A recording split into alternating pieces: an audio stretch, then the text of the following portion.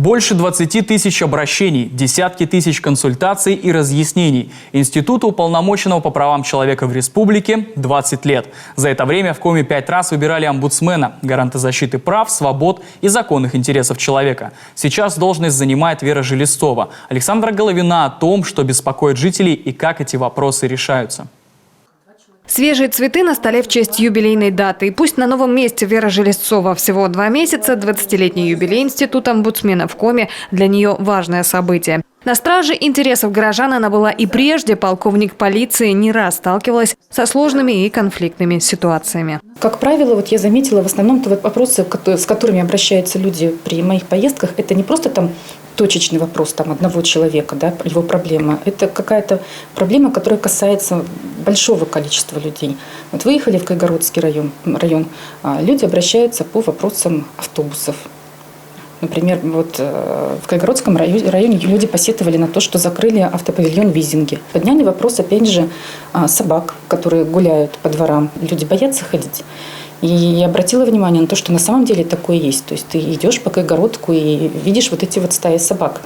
Просто кто-то к этому спокойно отнесется, потому что собак не боится, мимо проходит, да, а кто-то в панику впадает. А если ребенок? Сейчас омбудсмен знакомится с главами муниципалитетов и руководителями ведомств. Так проблемные вопросы будет решать проще, а главное быстрее, без бюрократических проволочек. Для себя уже выработала алгоритм работы, индивидуальный подход и ответственность за свои слова.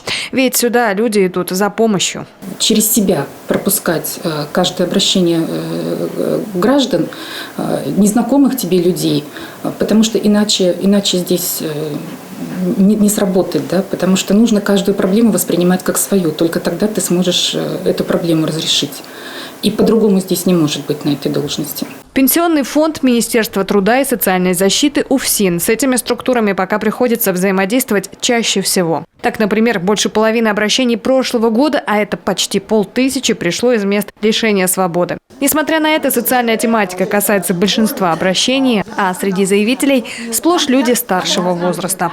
Это и переселение, это и ремонт, это и отказ предоставления единовременной денежной выплаты.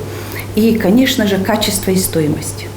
Все это мы решаем совместно со всеми структурами, которые обязаны этими заниматься.